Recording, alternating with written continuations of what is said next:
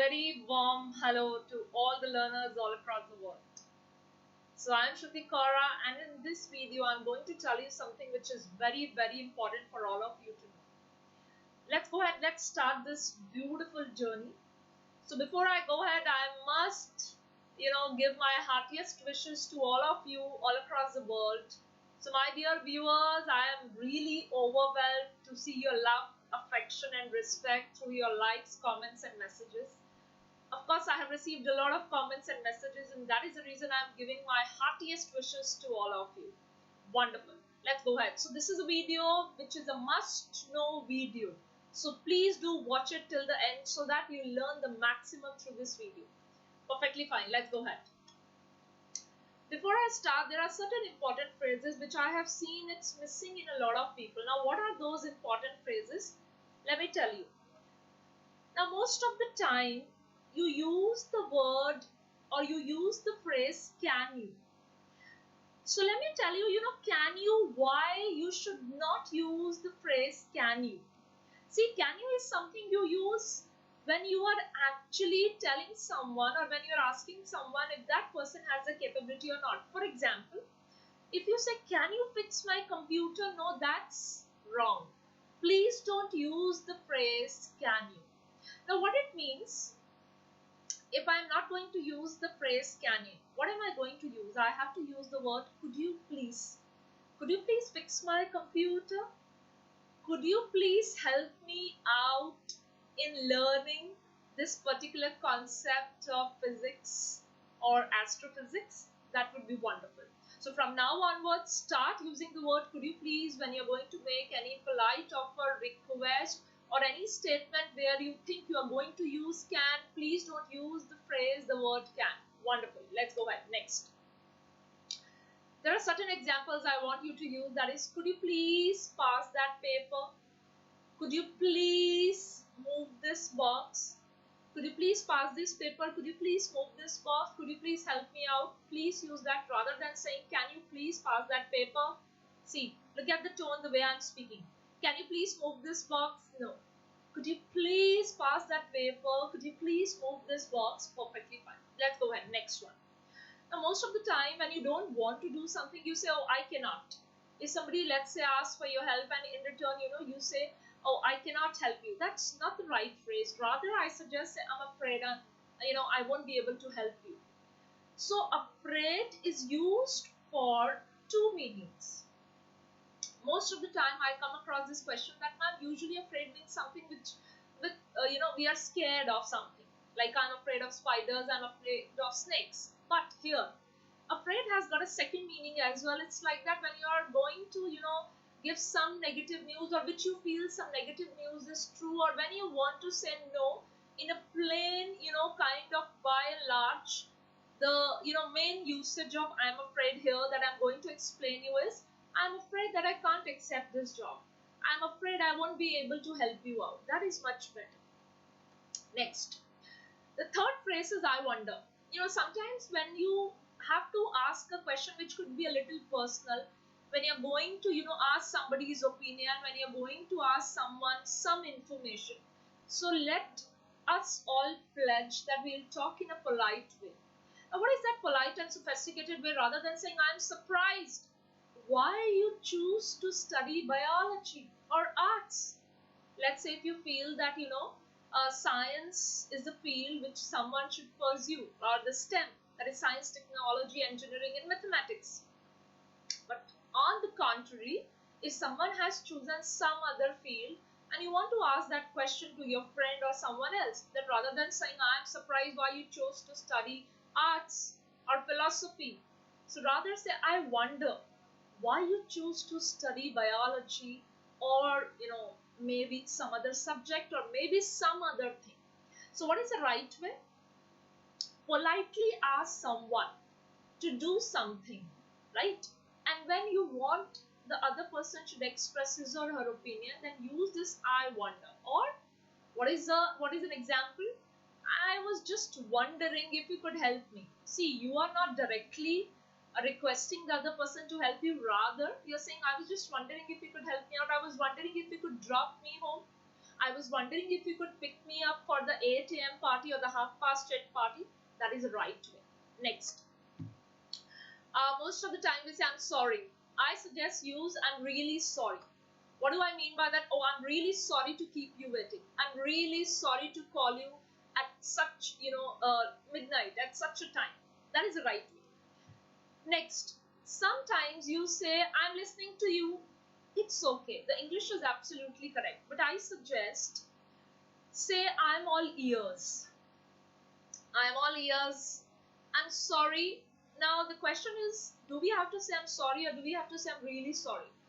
In the corporate language, when you're typing on the WhatsApp and you feel that sorry could be a little, heavier here. So rather say my bad. I'm talking about sometimes in writing, maybe on WhatsApp, maybe on mail. So rather than saying I'm sorry, you can also write my bad.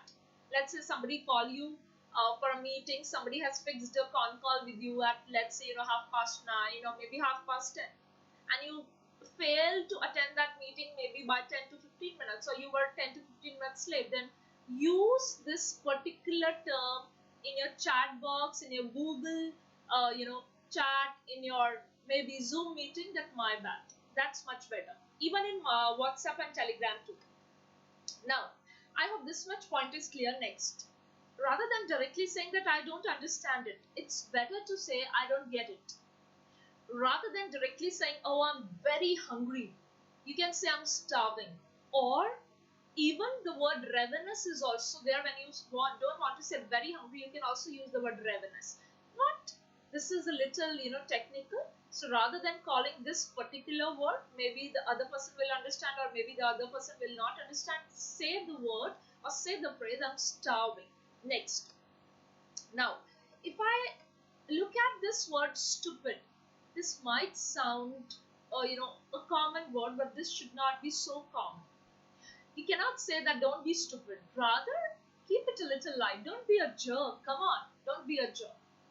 Then, when you're offering someone to pay his or her bill, don't say the word explicitly, I'll pay the bill. Rather say, oh, it's on me. Right? It's on me. That's much better. Next. Now, before I go further, I hope you all are getting these pointers. Next. Rather than saying I understand you. Now I understand you, it's somewhere okay. The English is absolutely correct. But rather than saying I understand you, you say I feel you. Much better. Yeah.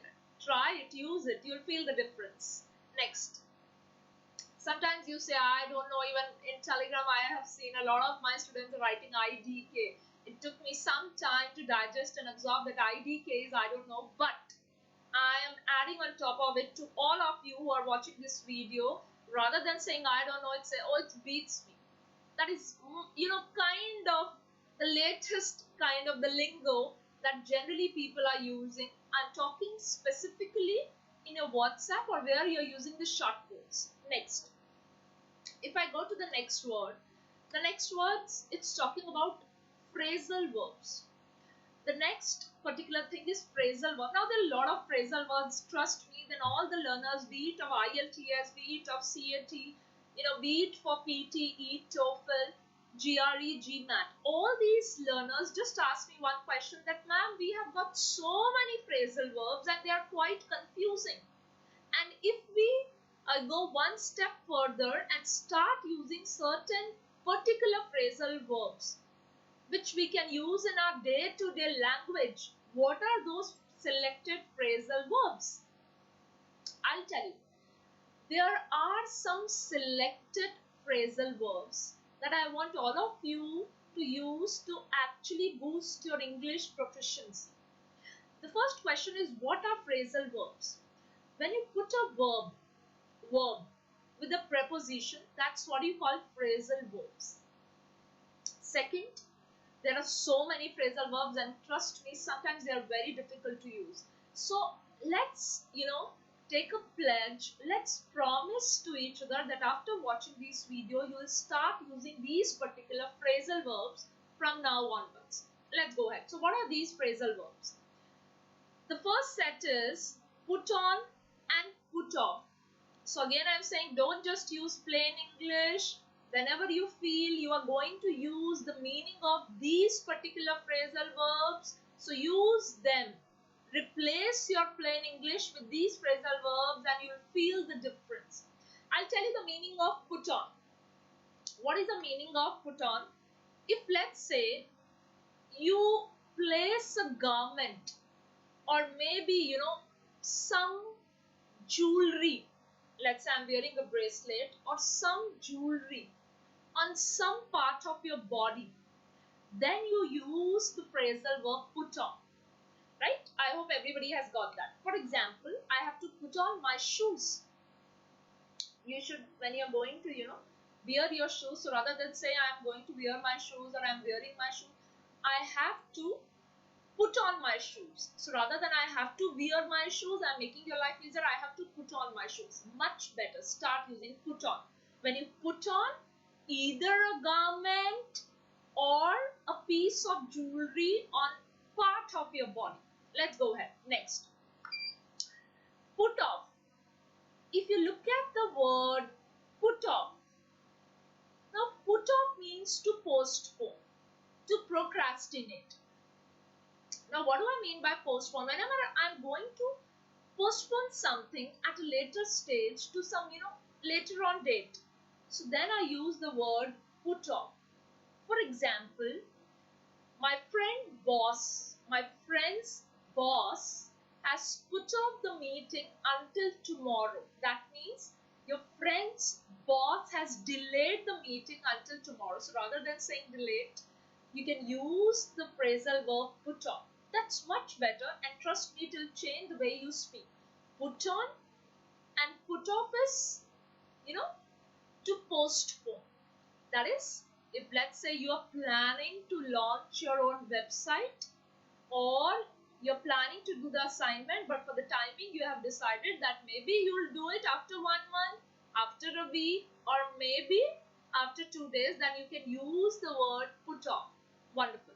Now, sometimes people always delay their visit to the dentist. So I must say, there also, because not only just dentist, maybe visiting a doctor, it could be neurologist, cardiologist, or maybe some other doctor.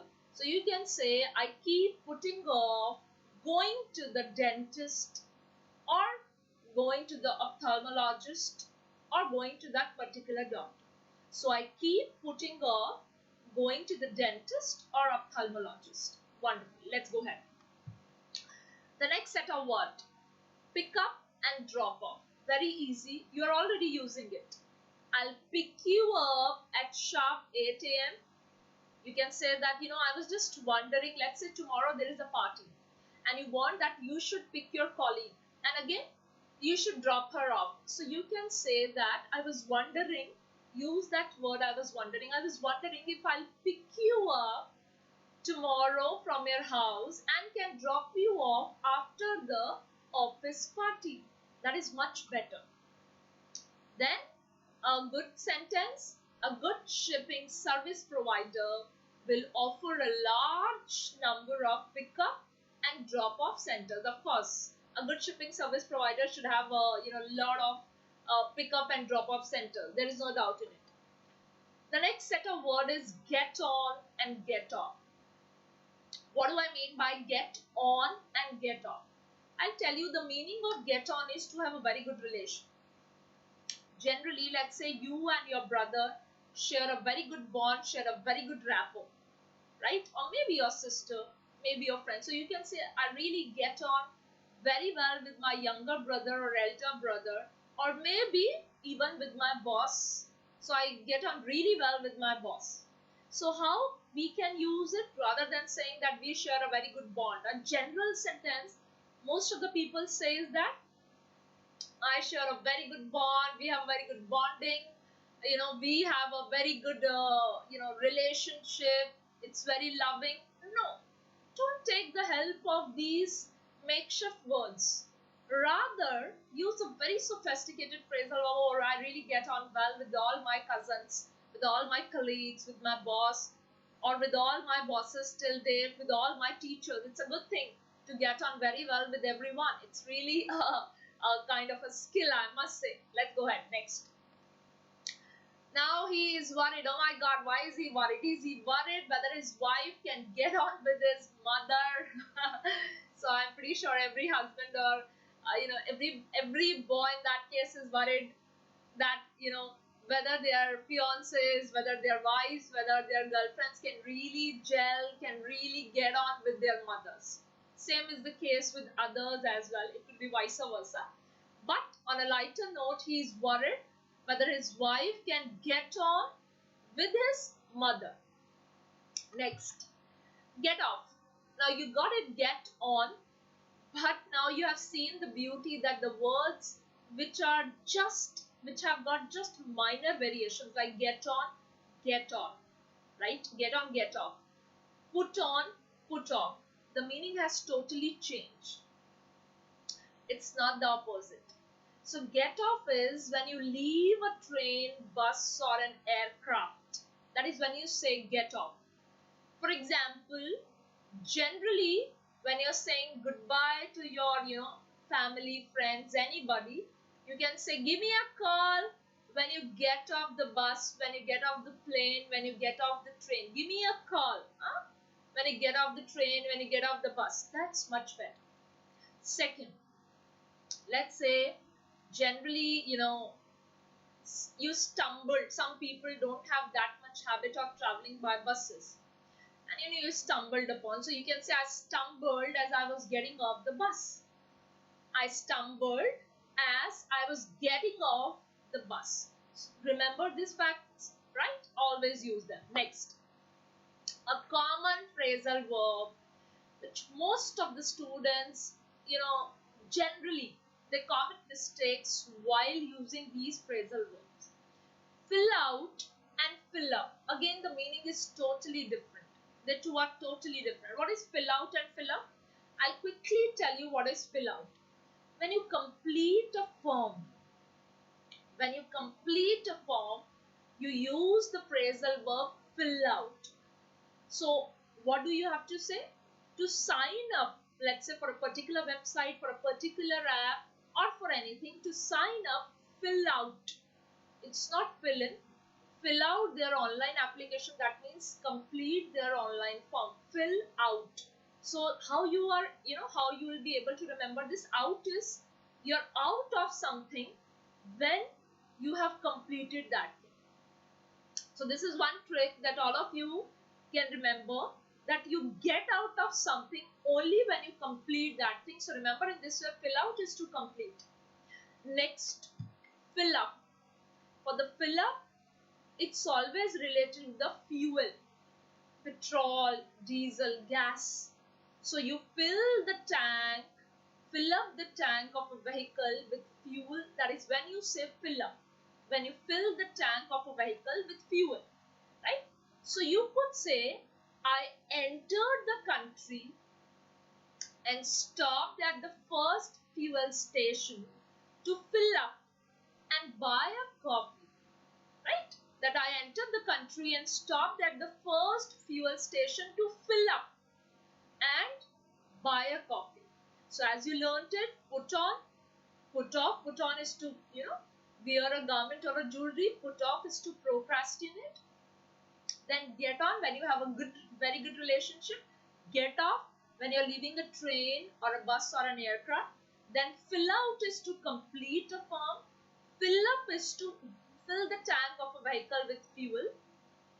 And there was one more. I'll quickly tell you so that they'll always, get seared into your mind. Get on, get off, as I just said. Fill out and fill up, right? Then pick up and drop off. This is also, you got it, pick up and drop off, right? Then it's put on and put off. So I hope you all have learned these particular words and the earlier phrases. Now, the next part of this video will again tell you something very, very important. Let me tell you what is that. There are certain better words for your day-to-day life. Now I have told you these are the basic must-know thing that you'll be using it. Put on, put off, get on, get off, right? Fill up, fill out. Similarly, pick up, drop off. Then there were certain statements that you're going to use it like, could you please, I'm afraid, I was wondering, I'm all ears, rather than saying I'm sorry again and again, beats me up. I don't know, like, sorry. If you have to say I'm sorry, that's my bad. And if you have to say I don't know, rather it's better to say beats me. Similarly, there are some better words for your day-to-day life. What are these words? Let's go ahead and find out. You call someone, most of the time I have seen, you call people as narrow-minded. Oh, she's very narrow-minded, or he's very narrow-minded, or my grandmother, grandfather, grandparents. Rather than using the word narrow-minded, why don't you use the word, conventional? Oh my God, they are quite conventional. They are quite conservative, right? When they see my brother helping me out in the kitchen, they sometimes behave in a very conventional way, or they have a very conservative approach to all the solutions of the problem. Next, rather than calling someone insensitive, although insensitive is the most dangerous feeling in this world, one should never have this feeling, but let's say if you have to call someone as insensitive, so rather than calling someone insensitive, you can say, oh, he or she is so callous, right? He or she doesn't care whether his or her son is staying with them or not. Oh my God, how can a parent be so callous? So the word is callous, right? Next, if you look at the next word is, most of the time I have seen everybody saying beautiful. Why can't we call a girl as, if a girl is beautiful anyway, you call girls as beautiful and boys as handsome. But rather than calling beautiful, I must, and even I have seen people using pretty, call it gorgeous. That is a better word, gorgeous. That has got much more value to it. Second, if you find a dress or a cake or maybe someone's style as beautiful, the way someone dresses up, or a particular dress that someone has worn on some occasion, or most of the times on most of the occasions I have seen now, cake is a common thing which is always there, be it birthday, anniversaries, Christmas, engagements, Diwali parties, I don't know, but now cake in India is like, it's very common. So you can, rather than calling it beautiful, next time you can call it exquisite. That's a much better one. Next. Now, if you look at the next word, shy is a good word. But people are generally shy, and they easily get embarrassed. They are, they are, no doubt they are shy, but on very petty issues they get embarrassed, they feel embarrassed.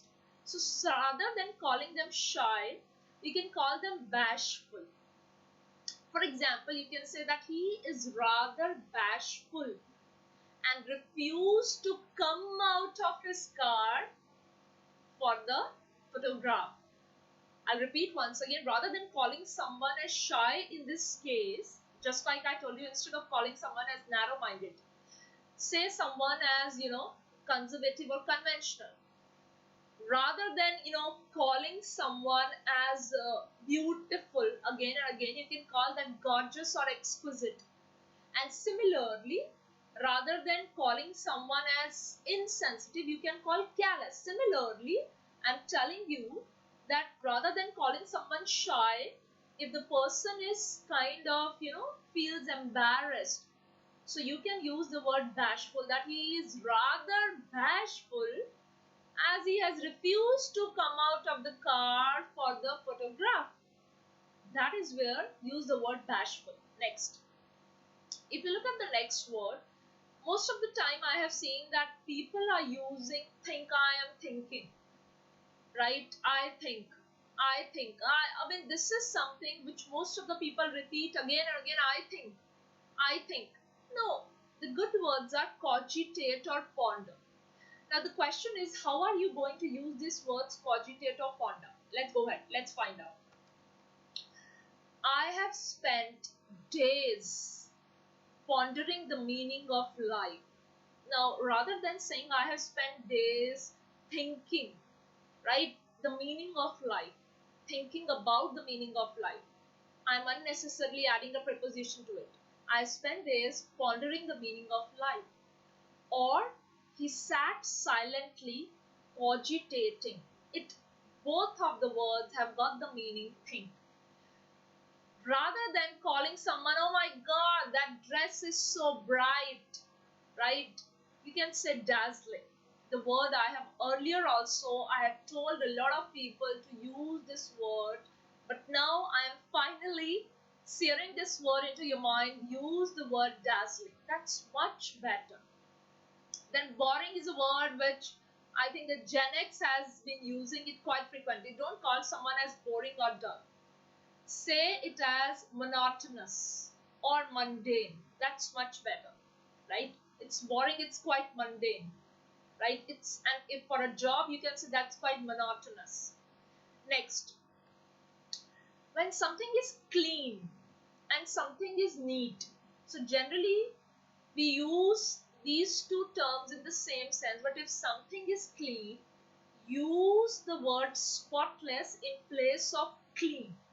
And when something is neat, then you use the word immaculate, right? I'll repeat once again. When something is clean, that's spotless, there is no spot. But when something is completely neat, that's immaculate.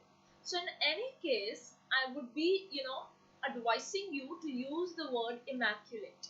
That's much better. Next, there are a lot of words for which I have seen that people have gone wrong in their pronunciation. In their day-to-day life, they have not really picked up the essence of pronunciation, just like they have not picked up the essence of phrases, the essence of phrasal verbs, and some good words.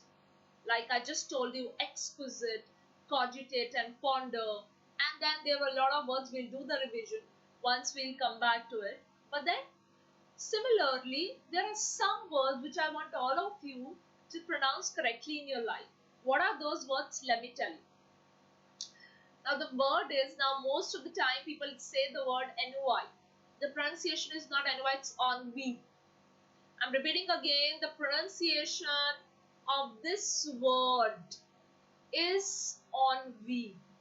What is the meaning of ONV? That feeling of boredom, right? For example, the whole country seems to be affected by the ONV of the pandemic, like when there is nothing interesting to do, when you feel that there is not much that you could do. So the whole country seems to be affected by the ONV of the pandemic, right? So the pronunciation is ONV. So next time you encounter this word, it's ONV. Next, let's go to the next word. Now this is most of the students have said, ma'am, this is a very tough word to pronounce. So it's not bon appetit. If you actually look at the word bon appetit, it's not bon appetit, it's bon appetit. I'm repeating again, the pronunciation is bon appetit. So what do you mean by bon appetit? Enjoy your meal. The meaning of ennui is a feeling of boredom. Similarly, the meaning of bon appetit, now that is bon appetit, is enjoy your meal. How we are going to use this word enjoy your meal? Let's say you have invited someone to, for a dinner at your place. So you could say, I want to thank you all for coming to my dinner party, and I'd like to wish you all bon appetit. When you have invited someone for a dinner, for a lunch, for a common get-together where there is a lunch or a dinner or some meal, so you can say, I want to thank you all for coming to my dinner party or lunch party, and I would like to wish you all bon appetit. That means enjoy your meal. So it's not like that you can use it only for the dinners or the lunches. Even day to day, if you want to express some love and affection towards the one who has cooked for you, you can say that, hello mom, hello sis, or hello anyone, and then you can say bon appetit. I'm glad that you cooked for me. Bon appetit. That is enjoy your meal. Next. Oh my god, most of the time the pronunciation of this word is wrong. It's not gorgeous. No, absolutely not. The pronunciation is not gorgeous. It's gorgeous. Look at me how I'm saying ennui. Right? Look at me how I'm saying bon appetit. Similarly, gorgeous. That is beautiful and pleasing to the eye. That's so gorgeous. Beautiful. You feel like you should keep looking like this keep looking like this towards someone. That is when you say gorgeous, right? So in that case, how are you going to use this sentence? All the contest judges agreed that Sia was absolutely gorgeous. So next time, don't use the word gorgeous, right? Next. Now, this is a word I have seen most of the time people saying conscience. This is not conscience. The pronunciation is not conscience, it's conscience. I'm repeating again. Once again, all of you, the pronunciation is conscience. It's not conscience. What do I mean by conscience? The moral sense of right or wrong, which actually, dictates your behavior, which actually determines your behavior. So you can say, if you have a very clear conscience or guilty conscience, as we sometimes say, no, that is guilty conscience. So you can say, I have a clear conscience.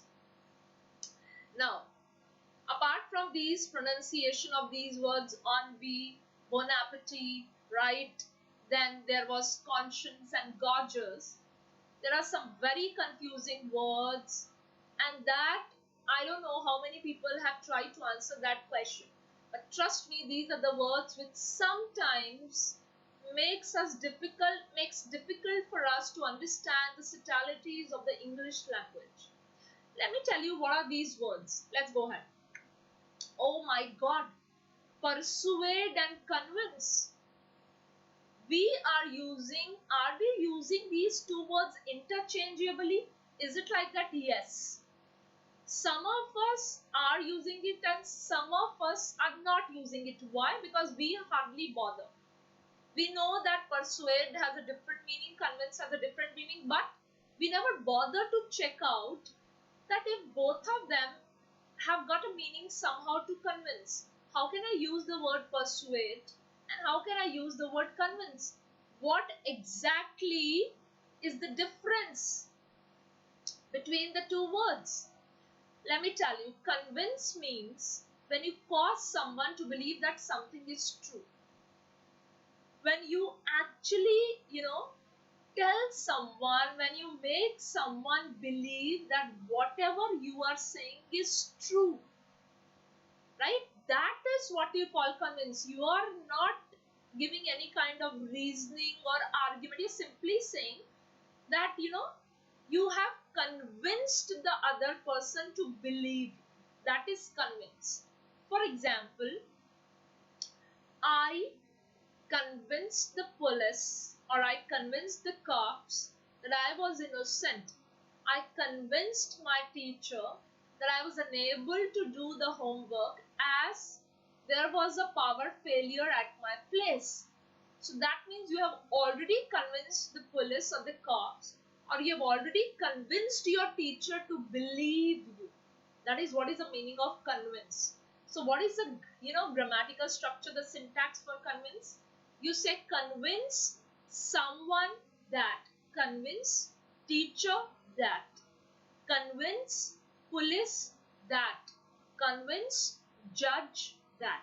That is the right way to use the word convince. You convince someone that. Next, persuade. What is the meaning of persuade? Actually, again you cause someone to do something. You are not causing someone to believe you that whatever you are saying or doing is right or true. Rather, you are causing someone to do something. You are causing someone to do something through the reasoning or argument. That is what we call persuade. For example, what is the grammatical syntax? What is syntax? You say persuade. After persuade, you use to plus infinitive. That is the base form of the verb. So you persuade someone to take an action. In the sense, I have never convinced someone to take an action. I always convince someone to believe that whatever I am saying is true. But you persuade someone to take action. Ultimately, you cause someone to believe you or to cause someone to do something by reasoning or facts. So you persuade someone to take action. What is the sentence? For example, my son is persuading me to take an action of buying an ice cream to him. So my son persuaded me to buy him an ice cream.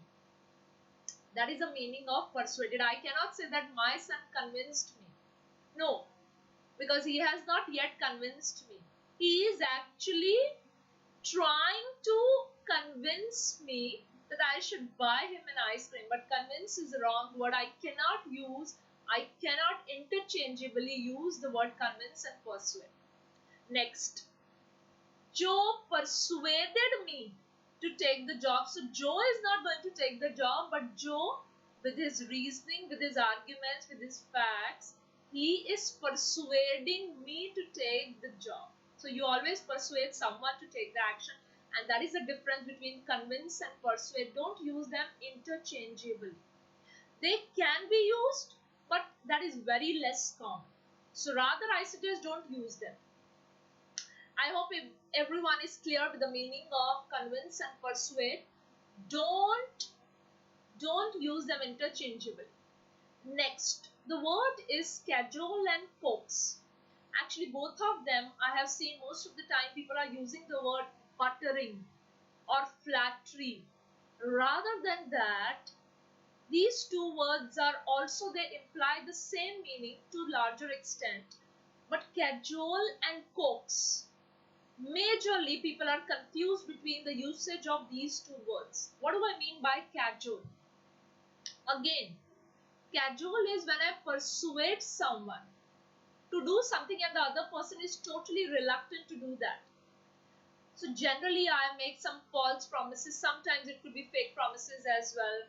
I do flattery. See, I am convincing someone and the other person is reluctant to do that.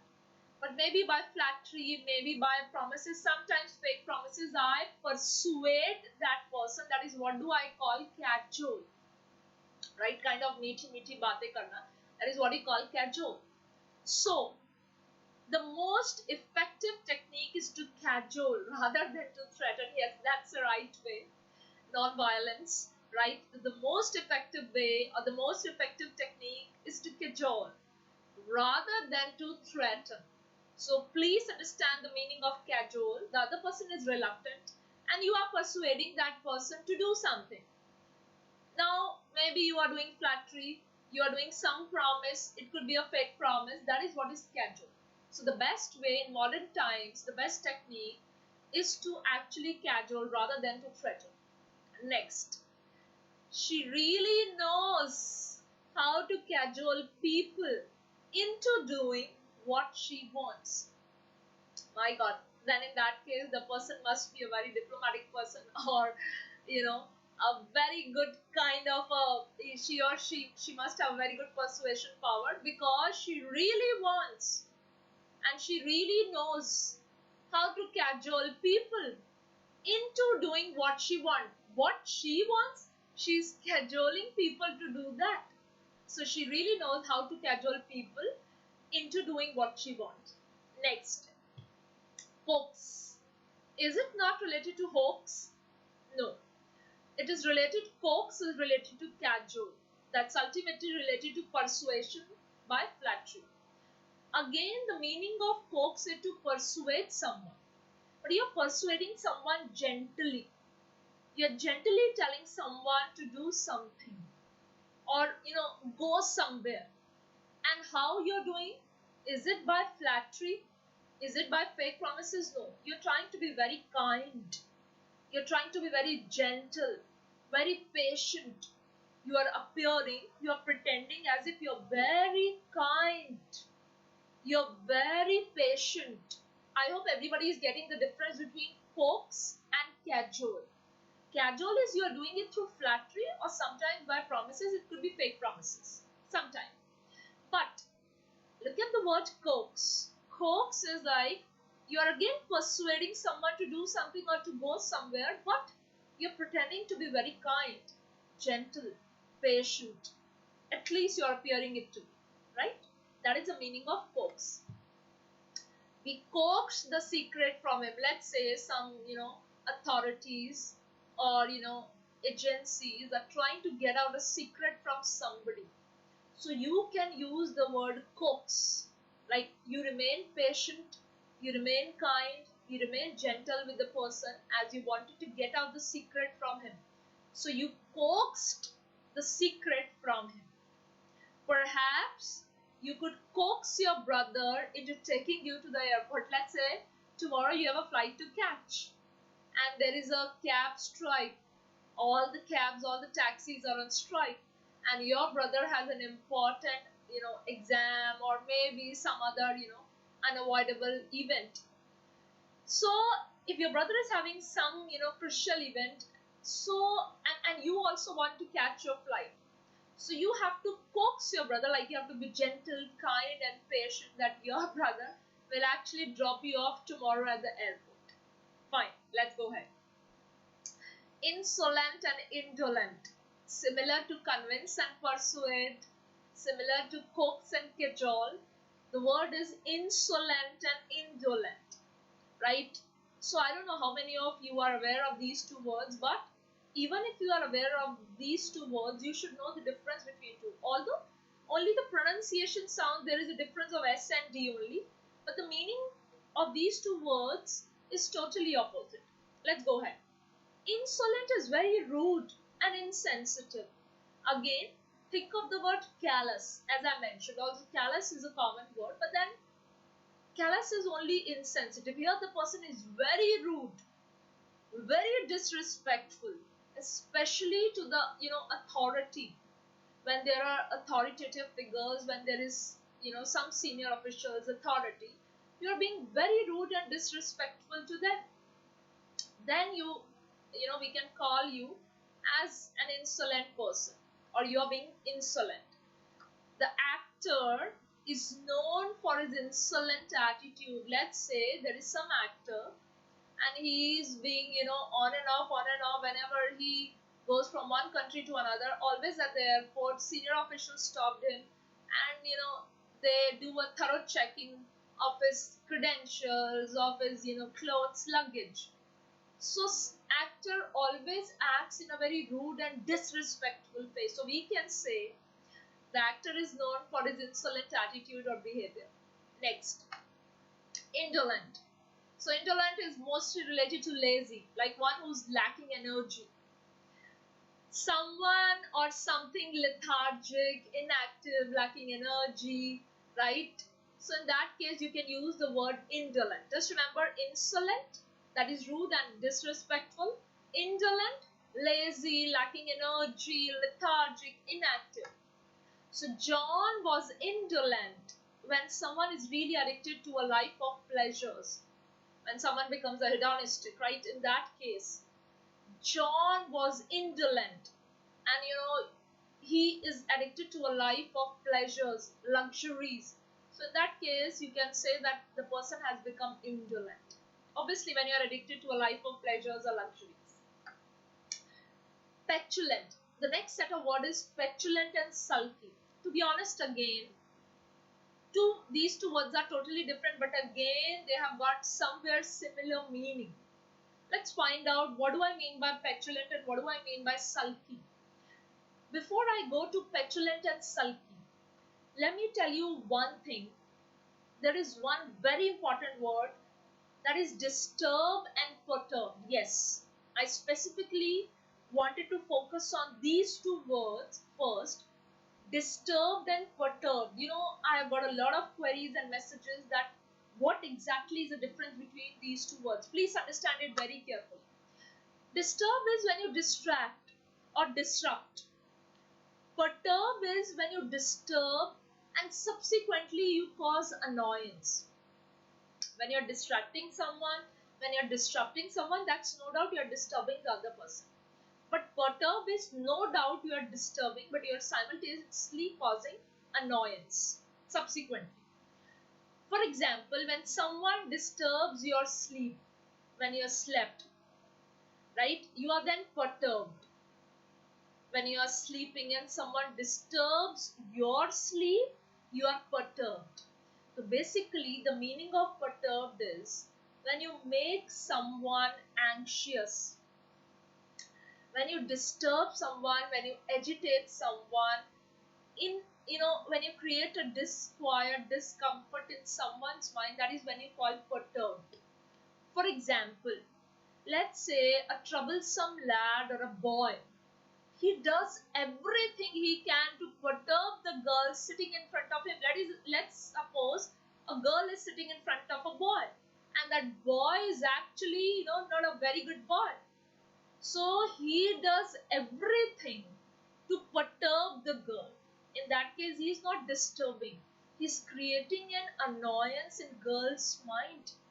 He is making the girl anxious or disturbing her in the mind.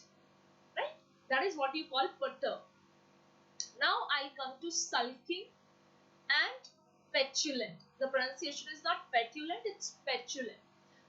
Sulking is like when you have a bad temper due to annoyance or disappointment. Like you have got a gussa and narazgi. Maybe you got disappointed, you got annoyed by something or someone, then you use the word sulking. So you can say that usually girls sulk in their room when they get angry, when they get annoyed, when they get disappointed. So you can say he or she went to sulk in this room, or she has been sulking all day.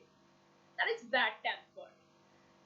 What is the difference? Again, the question comes, what is the difference between these two words, sulky and petulant? Going back to the same question. Someone who's sulky, he or she is gloomy. He could be morose, sad, quietly unhappy. Right? Quietly. Sulking, like if you want to sulk, go inside your room, and generally you do sulking all alone. You latch your door and you sit inside and then you sulk. So some people tend to be sulky when they are unhappy or disappointed. Whenever they are unhappy or they are disappointed, they quietly do that. Right? So you're not just sad, you take a sigh, you mock, you frown. Such kind of things you do when you are sulky. But when you're petulant, you get easily annoyed and you complain in a rude way, like a child. In the sense, insolent and rude in speech or behavior, definitely. You behave in an insolent manner. You become very rude and it's very loud, in a very noisy way. Sulky is silent, like you silently do that. Silent and withdrawn. You are withdrawn from the world now. You are upset, you are withdrawn from the rest of the world. You are, you have no concern what's happening outside. You are just withdrawn from the outside world. But petulant is very exuberant, lively, in a very gloomy way. He starts behaving in a childish way, throwing the things, right, shouting, and behaving more or less like a child. That is the difference between petulant and sulky, but both of them have got the same meaning, that is bad tempered. Due to disappointment, due to you're annoyed or you're disappointed, but when you're sulky, you are withdrawn. You're silent. But when you behave petulant, it's like again insolent or rude, but it's very boisterous. It's very loud. It's very noisy. I hope you got the difference between sulky and petulant. Convince and persuade. Coax and cajole. Right? And similarly, the two words that I just used now, perturb and disturb. Now, some uncommon words that I'm pretty sure you're not using it. Just like through this video, although this video is not less for me to tell you that what exactly you should do in your life to boost your English proficiency, but at least start using these phrases, phrasal verbs, certain, words where you get generally confused, like convince and persuade, coax and cajole, disturbed and perturbed, sulky and petulant, insolent and indolent, and pronunciation like envy, bon appetit, right, gorgeous. Similarly, there are some uncommon words which I want that you should start using in your life. What are these uncommon words? Miffed. Again, you are annoyed, you are irritated, or you're upset. Most of the time people say I'm annoyed, I'm irritated, or you're irritating me. But you have never, I'm pretty sure, you have never used the word miffed. Right? There are a lot of things that actually create this kind of situation. I'll tell you what do I mean by that.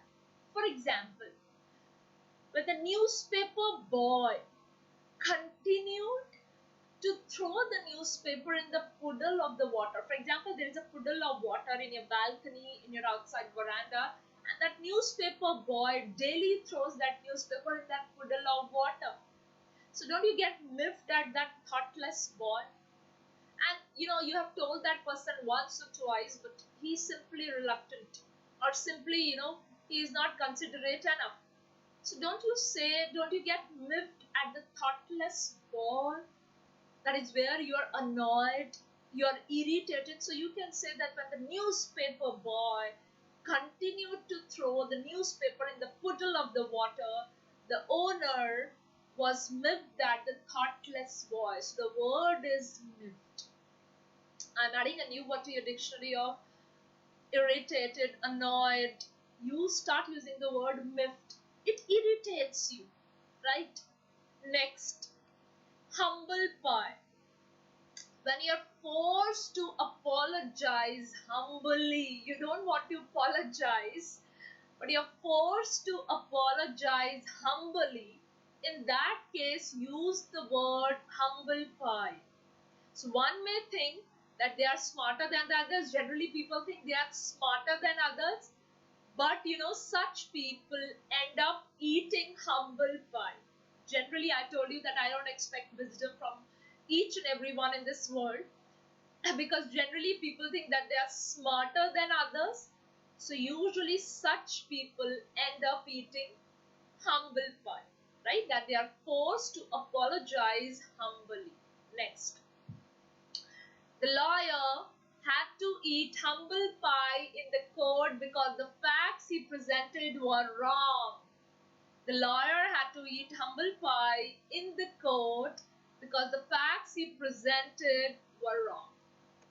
Now, I want all of you to use the word sabotage rather than conspiracy. You can say conspiracy, but sabotage is a very good word. How are you going to use the word sabotage? The lawyer is trying to sabotage the case by creating the confusion. The lawyer is trying to sabotage the case by creating confusion. The Lakshagre that the Kauravas created for the Pandavas, the Lakshagre in Varnavrat, it happened in Varnavrat, right? The Lakshagre in Varnavrat happened because it was sabotaged, obviously, right? The complete palace was built up of lac and animal flesh and then fodder, so that it can easily catch fire. So the Lakshagre in Varnavrat happened because it was sabotaged. Next, the airplane crashed because it was sabotaged. So it's a good word. Just like miffed, you use the word miffed. Humble pie, when you're forced to apologize humbly, it's sabotage, right? That's again a conspiracy. Wayward. The next word, which is again very uncommon, is wayward. What is the meaning of wayward? If you describe a person or their behavior as wayward, I mean that they behave in a very selfish, bad, or unpredictable manner. Like unpredictable, wayward. That's difficult to control. Generally, badtameez. The word for that is wayward. Generally, people don't know the right exact word, but when you feel that someone is acting in a selfish, bad, unpredictable way, that is not predictable out of him, right? Generally, people are predicted to behave, or generally they are supposed to behave in a certain decent manner, but when they are not doing that, you can say that they are wayward. And even they are difficult to control. She could be wayward, petulant, that when they behave like childlike, you are angry and you have started throwing the things, you have started breaking the glasses. So you can say she could be wayward, petulant, and disagreeable when she is angry, or when we don't generally follow her orders. So she could be wayward, petulant, and disagreeable. So the word is wayward. Please start using these words: sabotage, wayward, humble pie, miffed. The next word is haggling. Now, most of the time, when you're negotiating, when you're bargaining, the word bargain or negotiate comes to your mouth. From now onwards, use the word haggling. When there is a dispute, or when you do bargaining over the cost of something, maybe with a vendor or a hawker, the word is haggling. Oh, come on, we are not used to haggling over price. So please don't do that. When you see someone, haggling for, 10, 15 rupees, or maybe, 50, 60 rupees. So you can say we are not used to haggling over the price. So kindly don't do that. Or if you have seen such kind of people and you're narrating the incident to someone, you can say that they have spent hours, or they generally spent hours haggling over the price of common commodities. Next, untoward. What is the meaning of untoward? Just like I am pretty sure you must have never heard the term wayward. The word wayward. Similarly, I'm not sure you have heard the word untoward. That is unexpected. It's inappropriate. It's inconvenient. It's quite an untoward moment. So my mother told me never to accept drinks from strangers because they may have untoward, like inappropriate intentions. Untoward. So my mother told me not to accept drinks or toffees or candies from stranger because they may have untoward intentions. Right? So the word is untoward. Rebuking, I remember I told in one of my plus sessions at an academy, I told this particular word, admonish or rebuke, they both have got the same meaning. When you show a sharp disapproval or a criticism, right? When you rebuke someone, when you admonish someone, in that case you show a sharp approval or criticism. So teacher would often rebuke her students in front of the class who did not foster or who failed to foster a positive classroom environment. So what do I mean by that? There are a lot of students, as I always say, I don't expect wisdom from everyone, but there are a lot of students, or at least a few, who fails to foster a positive environment in the class. So they would often get rebuked by their teachers, or teacher would often rebuke or admonish her students in front of the class who did not foster a positive classroom environment. Now, shy and coy. As I told you that when someone is shy and one is shy as well as gets easily embarrassed, the word is bashful. But there is one word which has got a near meaning with shy, but it is like pretense. You're pretending to be shy. So that word is coy. Generally, it's used for females. They pretend to be shy, or they pretend to be like child. In that case, this is an important word. I want all of you to know the word is coy.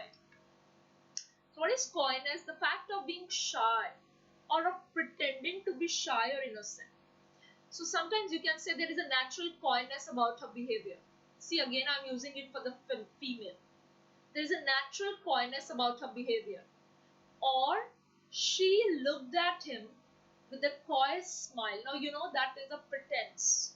That smile is not exactly that, he or she is feeling shy. So she looked at him with a coy smile before approach. Now, how to say this is again important. Things are getting expensive day by day. So rather than saying this is too costly, this is overpriced, this is expensive, how to say in a different way that something is expensive. If you really have to say that something is expensive, please use just these few words. Oh my God, it cost a fortune. It cost an arm and a leg. Oh my God, that's a rip-off. That's a bit pricey. So I suggest it cost me an arm and a leg. That is very good idiom. It cost a fortune. That's a rip-off. That's a bit pricey. So rather than simply using the word costly, expensive, overpriced, It cost a fortune. It cost me an arm and a leg. That's a rip-off. That's a bit pricey. Use these particular idioms. They'll be more. They'll add your sophistication. They'll add more sophistication to your language, and they'll boost your proficiency level as well. Next, before I end this video and before I leave, I want all of you to know some of the important presidents of USA and learn them by your heart, because these are the names that you should always know. Whenever I'm going to ask you in the class, whenever I'm going to ask you in the class, you should always know that the first president of USA was George Washington.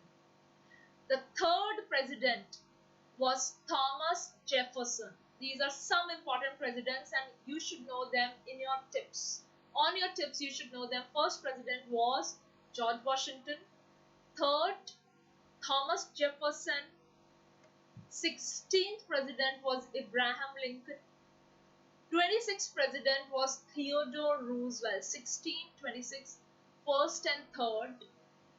28th president was Woodrow Wilson. 32 was FDR, that is Franklin D. Roosevelt. Now you can link it with the 26th president was Theodore and 32nd president was Franklin D. Roosevelt. 33rd president was Henry S. Truman. 34th was Dwight D. Eisenhower. 35th president was John F. Kennedy, right, on whose name an airport is there. The airport, the most famous airport in US is JFK, that is John F. Kennedy. Thanks for watching, all of you. Stay tuned for more videos. I'll make sure that you get such knowledge through these wonderful videos and you learn a lot of aspects. So stay tuned. This is Shruti Kaura signing off for today, right? So just do these 4 things: like, comment, share, subscribe if you really like this video, because that's the way it motivates a lot of people. It definitely motivates me to go ahead and share whatever I can with you. Alright, for the timing, adios and gracias. We'll meet you soon.